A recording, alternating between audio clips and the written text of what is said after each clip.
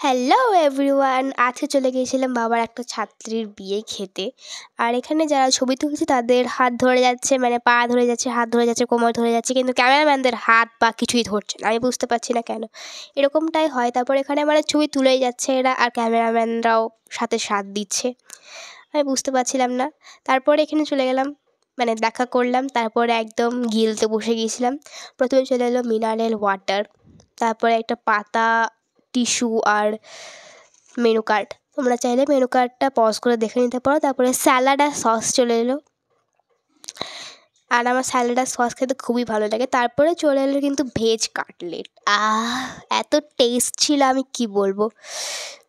Sauce দিয়ে লাগিয়ে খেতে সত্যি দারুণ লাগছিল। আমি গোটাটা খেয়ে ফেলেছি, কিন্তু মানে ভেজ কাটলেট তো আর বেশি নেওয়া যায় না, মানে এটা তো স্টার্টারে আগে গিলে এসেছি। ফুচকা সেটা আর দেখানো হয়নি। তারপরে চলে এসছে কড়াইশুঁটির কচুরি, যদিও এটা মটরশুঁটির কচুরি ছিল মেনু কার্ডে লেখা, তো আমি কড়াইশুঁটির কচুরি বলবো। আর ছিল চানা মশালা, যেটা আই লাভ ইট।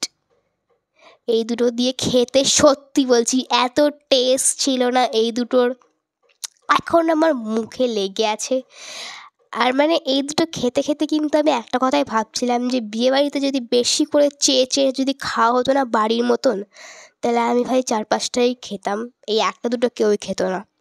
তোমরা কারা কারা বিয়েবাড়িতে এরকম হ্যাংলামো করো আমার মতন প্লিজ কমেন্টে জানিও, বিকজ আমিও একটা হ্যাংলামি, মানে সারাদিন আমি হ্যাংলামি করি ঘরে। আর এই কড়াইশুঁটির কচুরিটাতে মটরশুঁটির ফিলিং অনেক ছিল, মানে কোয়ান্টিটি অনেক ছিল, আর খেতেও দারুণ ছিল। আর স্যালাড আমি খাইনি, খেয়েছি স্যালাড বলে শুধু শশা খেয়েছি, পেঁয়াজ কে খায়। তারপরে চলে এসেছিলো সাদা ভাত, এটা আর ছিল ভেজ ডাল। এই দুটো মাখিয়ে খেতেও দারুণ লাগছিল। আগে খাইনি আমি, সাইডে করে দিয়েছিলাম এক সাইডে। আর এটা মানে রাইসটা অনেক ফ্রেশ ছিল, আর ডাল দিয়ে মাখিয়ে খেতে দারুণ ছিল। তারপরে চলে এসেছিলো আলু পোস্ত, সাদা আলু পোস্ত ছিল, যেটা আমার দারুণ লাগে।